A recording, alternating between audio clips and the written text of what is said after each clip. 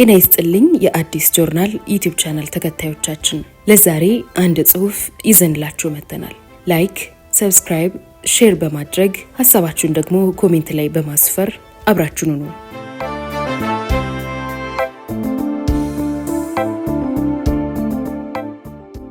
ጀነራል አማን ኤርትራዊ ወይንስ ኢትዮጵያዊ? ከምኒልክ መጽሔት 1993 ታኅሳስ 6 የተወሰደ።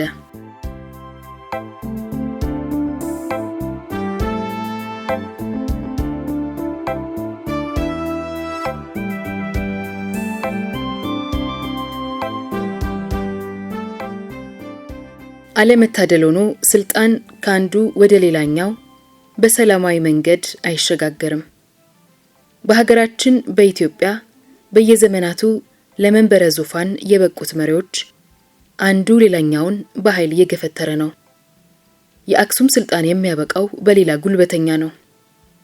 ከቴዎድሮስ ዘመነ መንግስት ወዲህ ያለው ብንመለከት በመንግስታቱ መካከል የተደረገው ለውጥ በኃይል ነው። የቴዎድሮስ ተቀናቃኝ የነበሩት የትግራዩ በዝብዝ ካሳ የእንግሊዝን ጦር እየመሩ መቅደላ ድረስ መጥተው በተደረገው ጦርነት ከቴዎድሮስ ሞት በኋላ ንጉሠ ነገሥቱ የነበሩት ተክለ ጊዮርጊስ ነበሩ። አጼ ተክለ ጊዮርጊስ ከዙፋን የወረዱት ከእንግሊዝ ወታደሮች በተገኘ እርዳታ ኃይላቸው የተጠናከረው ዮሐንስ ወግተው ድል ካደረጓቸው በኋላ ነው። ምኒልክ የተኩት ኢያሱ ከስልጣን የወረዱት ተፈሪ መኮንንና ተከታዮቻቸው ባደረጉት አድማ ነው። በዚህ አድማ ከስልጣን የወረዱት ልጅ ኢያሱ የደረሰባቸው ችግር ብዙ እንደነበር ታሪክ ያረጋግጣል። ኢያሱን ከስልጣን ያወረዱት ኃይለ ሥላሴ ለበርካታ ዓመት ኢትዮጵያን ገዝተው በደርግ ተገለበጡ። ደርግ በወያኔ። ይህ የሚያመላክተው ለስልጣን የሚበቃው ባለዙፋን በኃይል መገልበጥ የቻለ ብቻ መሆኑን ነው። ስልጣን ከአንዱ ወደ ሌላው በኃይል በተሸጋገረ ወቅት አዲሱ አሮጌውን መጥላቱ ማፍረሱ የተለመደ ነው። ደርግ ስልጣን በያዘ የመጀመሪያው ወቅት ከወሰዳቸው እርምጃዎች አንዱ የንጉሱን ባለስልጣናት መረሸን ነው። በህዳር ወር 1967 ዓ.ም ከተገደሉት የንጉሠ ነገሥቱ ባለስልጣን መካከል አንዱ ጀነራል አማን አንዶም ናቸው። በ1916 ዓ.ም የተወለዱት ሌፍተናንት ጀነራል አማን አንዶም ካርቱም በሚገኘው ሶባ በተሰኘው የጦር ትምህርት ቤት ከሰለጠኑ የጦር መኮንኖች አንዱ ነበሩ። በ1967 ዓ.ም የጊዜያዊ ወታደራዊ አስተዳደር ደርግ ሊቀመንበር በመሆን በመሪነት ወንበር ላይ ተቀምጠው የነበሩት ጀነራል አማን የበታቾቻቸው በነበሩት መኮንኖች በነሻለቃ መንግስቱ ኃይለ ማርያም ነበር የተገደሉት። ለአማን ሞት ምክንያት የኤርትራ ጉዳይ እንደሆነ ነው የሚነገረው። ከ1933 ዓ.ም ጀምሮ ከአማን ጋር የቅርብ ትውውቅ የነበራቸው ጀነራል መኮንን ስለ አማን ብዙ የሚነግሩን ነገር አለ። አማን ከመሞታቸው ጥቂት ቀናት ቀደም ብሎ ቀጠሮ እንደነበራቸው ጀነራል መኮንን ይናገራሉ። ብንገናኝ ኖሮ አማን አይሞትም ነበር ነው የሚሉት። ምክንያቱ ምንድነው? መገናኘታችሁ ምን ለውጥ ያመጣ ነበር? ለመልሱ ቃለ ምልልሱን ተከታተሉ። ምኒልክ ጀነራል አማን ሚካኤል አንዶም በቅርብ ከሚያውቋቸው ሰዎች አንዱ እርሶ ኖት። ትውውቃችሁ ከመቼ ጀምሮ ነው? ጀነራል መኮንን ከኢጣሊያ ጦርነት በኋላ እኔ ጦር ሰራዊት ውስጥ የተቀጠርኩ በሻለቃ አዛዥነት ነው። ያን ጊዜ እሱ ጦር ሰራዊት ውስጥ ነበር። ከዚያ ጊዜ ጀምሮ እንግዲህ አብረን የቆየ ነው። ምኒልክ አማን ሚካኤል አንዶም ሱዳን ውስጥ ሶባ ከሚባል ወታደራዊ ማሰልጠኛ ውስጥ ሰልጥነው ነው ውትድርና የጀመሩት። እሳቸው ኢትዮጵያ ውስጥ አላደጉም የሚባለው ነገር አለ። ምን ያህል እውነት ነው? ጀነራል መኮንን ትውልዱ በእናቱ ኤርትራዊ ነው መባሉን ነው የማውቀው። በእርግጥ ሱዳን ውስጥ ነው ያደገው።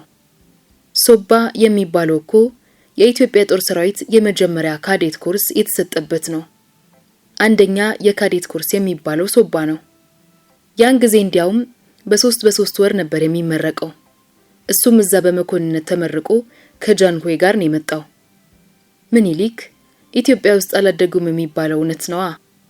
ጀነራል መኮንን ሱዳን ውስጥ ነው ያደገው፣ ኢትዮጵያ ውስጥ አላደገም። ምኒልክ እንዲያውም የተወለዱት ኢትዮጵያ ውስጥ አይደለም የሚባል ነገር አለ። ስለዚህ የሚያውቁትስ ምንድነው?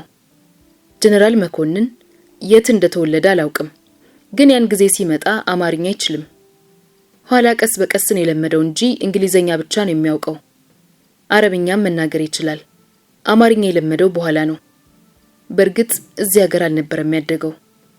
ምኒልክ እርስዎ እንዳሉት ከ1933 እስከ 67 ዓመተ ምህረት ድረስ ትውውቅ ነበራችሁ። የጀነራል አማን ሚካኤል አንዶም የግል ጸባይ ምን ይመስል ነበር?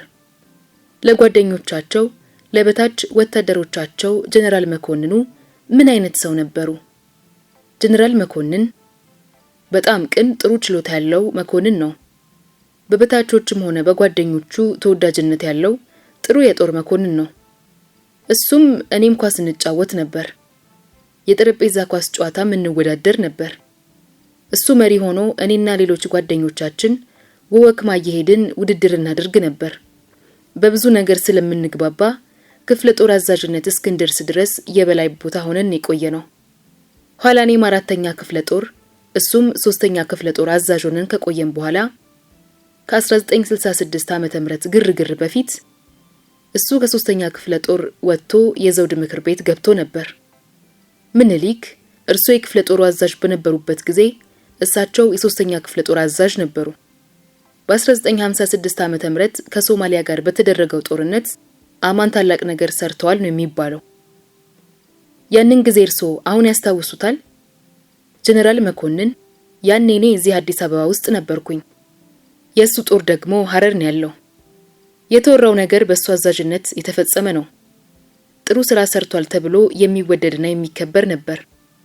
ወታደሮቹም የሚወዱት በዚሁ ነበር።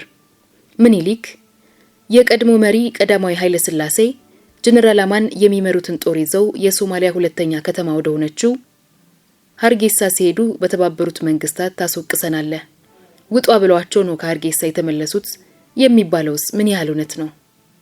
ጀነራል መኮንን በርግጥ ይህንን ብለው ነው የመለሷቸው የሚባለው ነገር እኔም ሰምቻለሁ። ጃንሆይ ትዕዛዝ ሲሰጡ አልነበርኩም፣ ግን ይሰማል። ጦሩ ወደ ሀርጌሳ መግባቱና በሳቸው ትዕዛዝ እንደተመለሰም ይነገራል።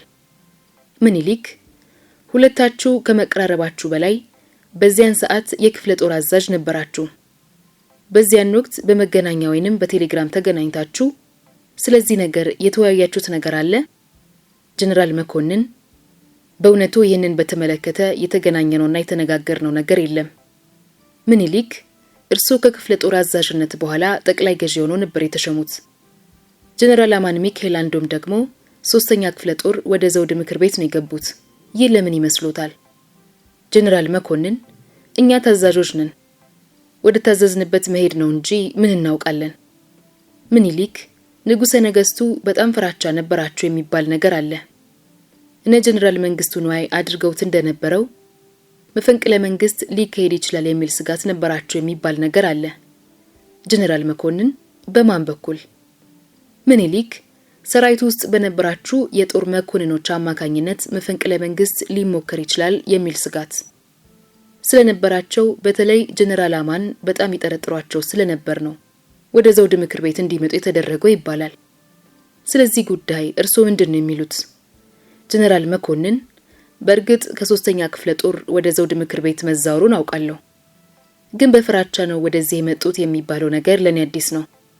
የማውቀው ነገር የለም። ምኒልክ በ1966 ዓመተ ምህረት ደርግ ሲቋቋም አማን አንዶም የደርጉ ሊቀመንበር ነበሩ። ደግሞ 3ኛ ክፍለ ጦር ሳይሆን ደርግ ነበር የመረጣቸው። ከዘውድ ምክር ቤት ነው ደርግን የተቀላቀሉት። አማን በሰራዊቱ ውስጥ ተወዳጅ መኮንን ስለነበር ሰራዊቱን ለመያዝ ሲባል ብቻ ነው እሳቸው የደርግ ሊቀመንበር እንዲሆኑ የተደረገው ይባላል። በርግጥ የተመረጡት በዚህ መንገድ ነው? ጀነራል መኮንን የጀነራል አማን አመራረጥ መጀመሪያ የዚህ አመጹ አጀማመር 3ኛ ክፍለ ጦር ውስጥ አልነበረም። ሻለቃ አጥናፉ አባተና ሌሎችም አሉ። እዚህ አዲስ አበባ ውስጥ የአየር ኃይልም ከመሐንዲሶችም ጋር ተነጋግረው እንቅስቃሴውን የጀመሩት 4ኛ ክፍለ ጦር ጋር ነው። ምኒልክ የሐረሩ 3ኛ ክፍለ ጦር ወደ አመጹ የተቀላቀለው እንዴት እንደነበር ያስታውሳሉ? ጀነራል መኮንን ሐረር ውስጥ የነበሩት እነ መንግስቱ ኃይለ ማርያም አዲስ አበባ ውስጥ ግርግር ተጀምሯልና እስቲ ሄደን ይህንን ነገር እናጥና ብለው ከአካዳሚ ብርሃኑ ባየህን ከፖሊስ ተካቱሉን ይይዝና አዲስ አበባ ይመጣል። አዲስ አበባ ከመጣ በኋላ ጀነራል ግዛው በላይነህ የምድር ጦር አዛዥ ነበር። እሱ ጋር ሄድና አዲስ አበባ ግርግር አለ፣ ጦር ሰራዊት ውስጥ ግርግር አለ የሚባለውን ስለሰማን ነው ከሐረር ተርከን የመጣ ነው ብሎ ይጠይቀዋል። ይህንን ያጫወተኝ ጀነራል ግዛው ነው። በኋላ ጀነራል ግዛው አይን የማያውቀው ነገር የለም፣ እስኪ ሻለቃ አጥናፉ አባተ የሚባላለና እሱ ጋር ሂዳልኩት ነው የሚለኝ። እሱ ጋር ይልከዋል። መንግስቱ ሄደ። አጥናፉ አባተን በሚጠይቅበት ጊዜ ከዛ መላካችሁን አረጋግጣለሁ፣ እስኪ እዚሁ ይቆይልና ለሶስተኛ ክፍለ ጦር ቴሌግራም ያደርጋል። አው ልከናል ብለው ካረጋገጡለት በኋላ እሱን ይይዝና ሌሎች 13 የበታች ሹማምንቶችን ጨምሩልን ብሎ አስጨምሮ እዚያው አራተኛ ክፍለ ጦር ውስጥ ደርግ ተቋቋመ። መቋቋም የጀመረው በአጥናፉ አባተ አማካኝነት ነው። በእርግጥ ሌሎችም አሉ። ምኒልክ እርሱ እንደሚሉት በሰራዊት ውስጥ ንቅናቄ እንዲጀመር ያደረጉት ሻለቃ አጥናፉ አባተ ናቸው። በደርግ እንቅስቃሴ መንግስቱ ኃይለ ማርያም ግንባር ቀደም መሪ ለመሆን የቻሉት እንዴት ነው? ጀነራል መኮንን አጥናፉ አባተ በገዛ ፈቃዱ ነው መንግስቱ አንተ ትንሽ ትደፍራለህና ሰብሳቢ ይሁን ብሎ እንዲመራ ያደረገው። እንቅስቃሴውን የጀመረውና ያስተባበረ የነበረው አጥናፉ አባተ ነው። መንግስቱ እዛ ከመጣ በኋላ ሶስተኛ ክፍለ ጦርም ከነሱ ጋር ተስማማ። ቀስ በቀስ ደርግ ተቋቋመ። ምኒልክ ጀነራል አማን አንዶምስ ደርግን የተቀላቀሉት እንዴት ነው? ጀነራል መኮንን ደርግ ከተቋቋመ በኋላ ነው ጀነራል አማን የገባው። እንዲያውም እኔም የጦር አዛዥ ሆኜ ከመጣው በኋላ እኔ ባለሁበት ነው ግርማዊ ንጉሠ ነገሥት ዘንድ ከደርግ የተላከን ሰዎች ነን ብለው 5 ሻለቃ ናደው ዘካሪያስ የሚባለው ነው መሪ ሆኖ የመጣው። ግርማዊ ጃን ሆይ ጀነራል አማን ግርማዊነቱ ያሳደጉት ጦር ሰራዊቱን በጣም የምንወደው አለቃችን ስለሆነ እሱ ይሾምልን ብለው ጠየቁ። ደህና እናስታውቃቸዋለን አሉ። ማክሰኞ ዕለት ነበረ እንደዚህ ብለው የመለሷቸው። ሮብለት የጦር ኃይሉ ቺፍ ኦፊሰር ስታፍ ብለው ሾሙት። በደርግ ጥያቄ ማለት ነው። ምኒልክ ወደ ኋላ ልመልሶት እርሱ ከክፍለ ጦር አዛዥ በነበሩበት ጊዜ ከሻለቃ አጥናፉ አባተ ጋር ነበሩ። አለቃው ነበሩና እንዳለቃነቶ መኮንኑን በቅርበት ያውቋቸው ነበር ብዬ ገምታለሁ። እና የደርግ እንቅስቃሴ ሲጀምሩና ሲያስተባብሩ እንዳለቅነቶ የነገሩ ወይንም ያማከሩት ነገር ነበር? ጀነራል መኮንን አጥናፉ አባተ እኔ 4ኛ ክፍለ ጦር በነበርኩበት ጊዜ የዘመቻ መምሪያ መኮንን ነው። ግማሽ ቀን እየተማረ ግማሽ ቀን ደግሞ እየሰራ ዩኒቨርሲቲ ህግ ለ4 ዓመት አጥንቷል። ዘመቻ ከመካሄዱ በፊት ንጉሠ ነገሥቱ ዘንድ በቀርነብበት ወቅት ስለቅዱ ገለጻ ያደረገላቸው አጥናፉ አባተ ነው። በጣም የማውቀውና ብዙ ጊዜ ከኔ ጋር የነበረ ልጅ ነው። እኔ ከሄድኩ በኋላ እሱ እዛው 4ኛ ክፍለ ጦር ቀረ። በዚያ ጊዜ እኔ ከመምጣቴ በፊት እያለሁ ነው ግርግሩ የተነሳው። በዚያን ጊዜ አዲስ አበባ ውስጥ የነበሩ የአየር ኃይልም ከመሐንዲሶችም ከተውጣጡ ሰዎች ጋር ይህን ነገር መቋቋሙን በኋላ መጥቼ ነው የሰማሁት። ከኔ ጋር እንቅስቃሴውን በተመለከተ የተነጋገርነው ነገር የለም። ግን የእሱ እዛ ውስጥ መኖር ለኔ በማንኛውም መንገድ አድርጎ ስለሚያውቀኝ ብዙ ጓደኞቼ ሁሉ ሲያልቁ የእሱ ድጋፍ እዛ ውስጥ ስለነበረ ነው እየሰራሁ ማለፍ የቻልኩት። ምኒልክ በደርግ የስልጣን የመጀመሪያ ወቅት ንጉሠ ነገሥቱ ከፍተኛ ባለስልጣን የነበሩት ሲቪሎችና ወታደሮች ተገድለዋል፣ ታስረዋል። ሻለቃ አጥናፉ አባተ ደርግ ውስጥ ባይኖሩ ኖሮ እኔ እዚህ ችግር ሰለባ ሆን ነበር ብለው ነው የሚሉት?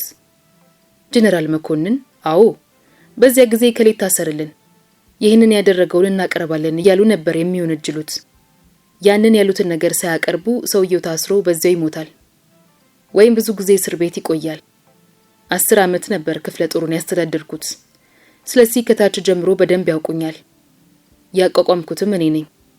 ደርግም ሲቋቋም በአጥናፉ አማካኝነት 4ኛ ክፍለ ጦር ውስጥ ስለተቋቋመ በኔ ላይ የሐሰትም ነገር ቢያቀርቡ አጥናፉ አይቀበልም ነበር።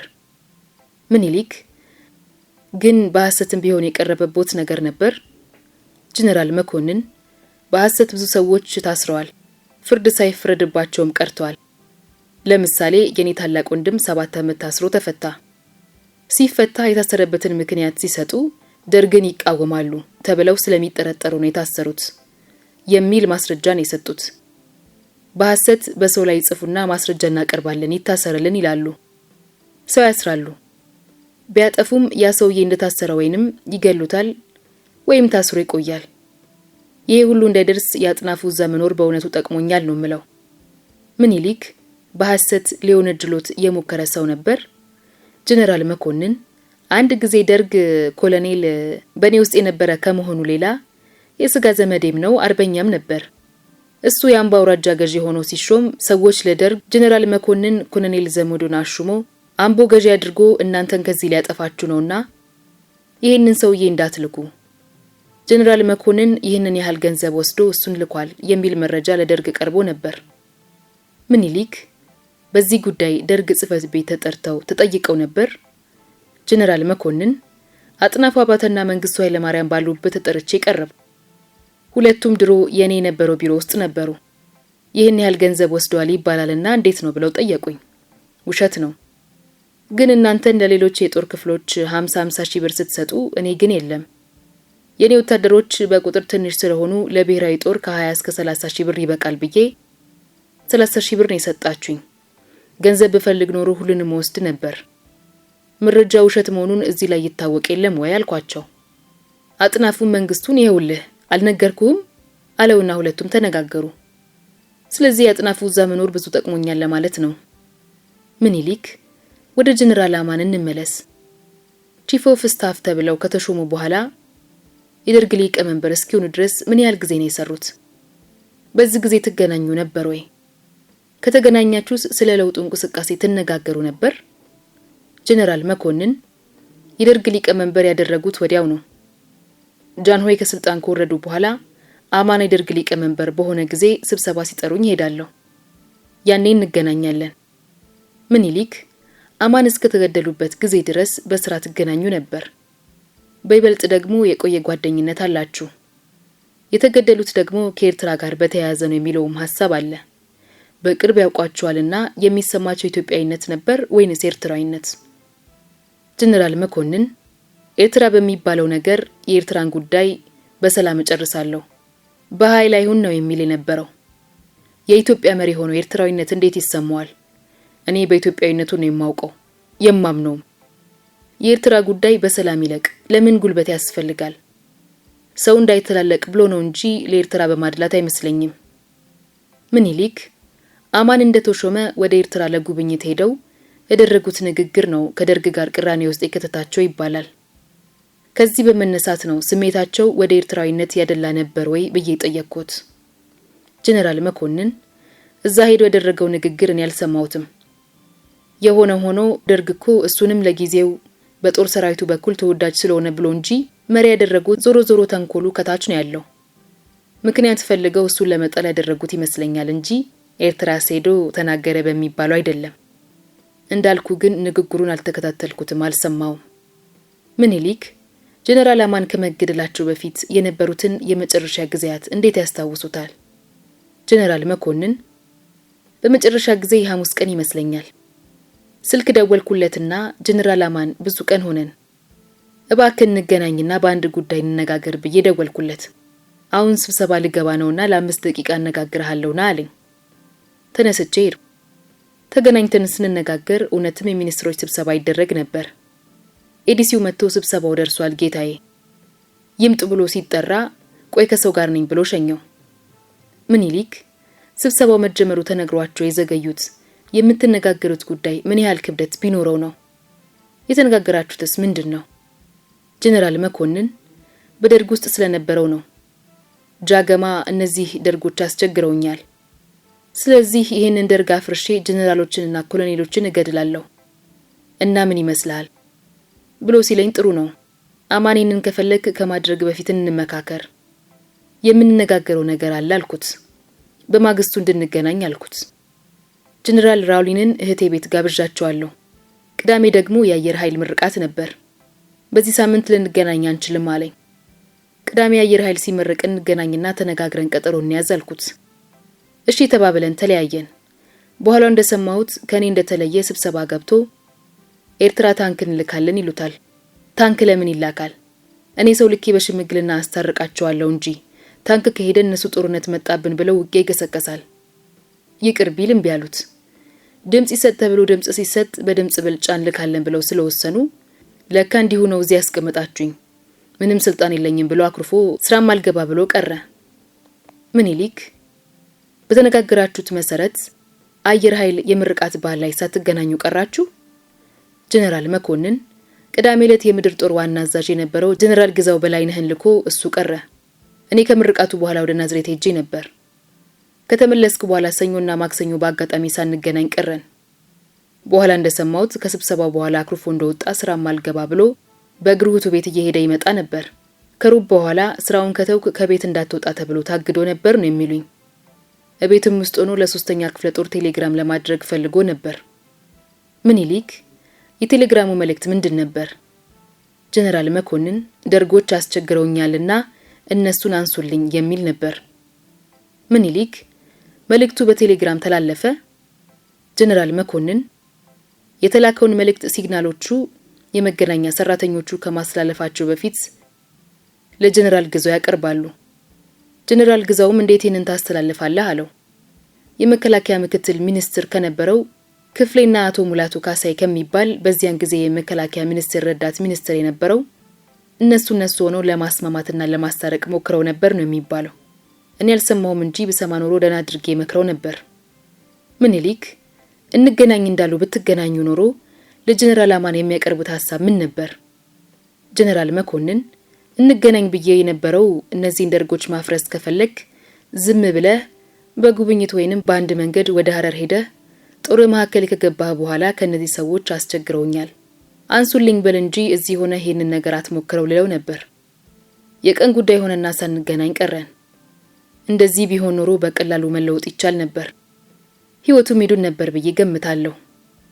ምኒልክ በቀጠሮ ብትገናኙ ኖሮ ሁኔታው በእርግጥ ይለወጥ ነበር ብለው ነው የሚያምኑት? ጀነራል መኮንን አዎ፣ በቀጠሮ መሰረት ተገናኝተን ቢሆን ኖሮ ጀነራል አማን አይሞትም ነበር። ደግሞ ምንን ምክር ይሰማል። እንዲህ ቢሆን ኖሮ በቀላሉ እነሱን ማስነሳት ይቻላል። ደርግም ይፈርስ ነበር። የፈለገውን መተካት ይችላል። የጠላቸውን ሰዎች እዛ ሄዶ ማስነሳት ይችል ነበር። ችግሩ እዚህ ሆኖ ማስነሳቱ ነው። ከኔ ጋር ብንገናኝ ኖሮ አይሞትም ነበር ያልኩት በዚህ ነው።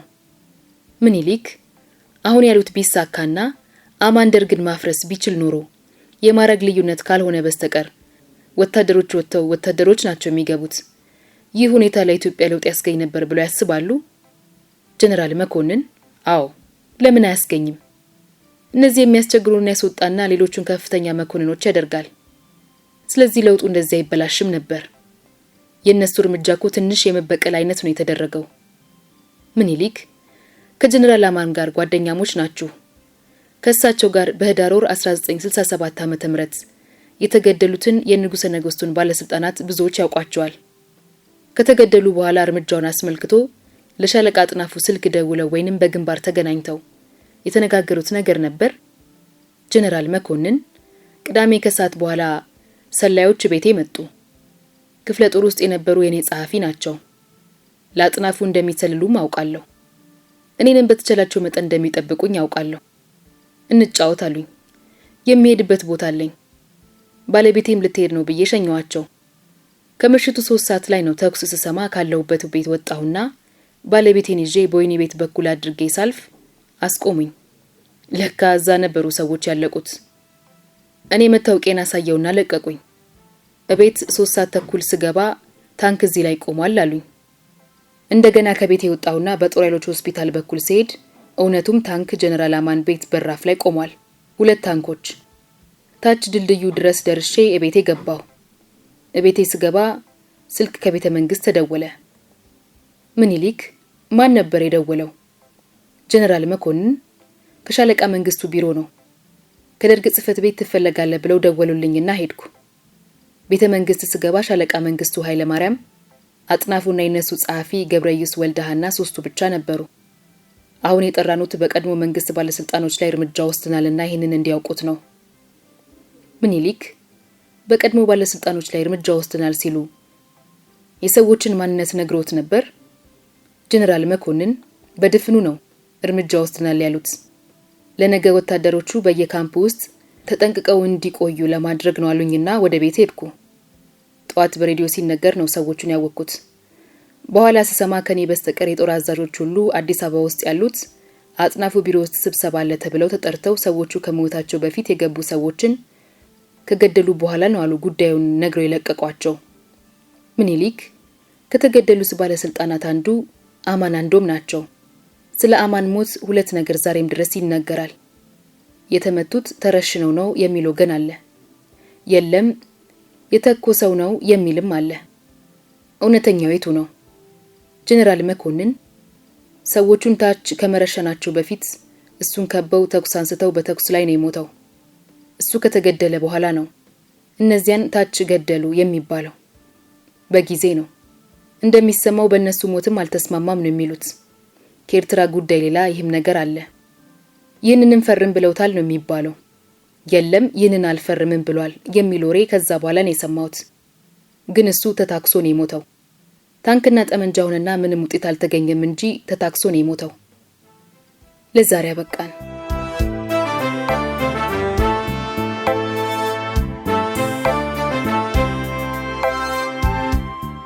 የዛሬ ታሪካችን እንዴት ነበር? ከወደዳችሁት ላይክ አድርጉ። ሐሳባችሁን ኮሜንት ላይ አስቀምጡልን። ሰብስክራይብ ማድረጋችሁንም እንዳትረሱ።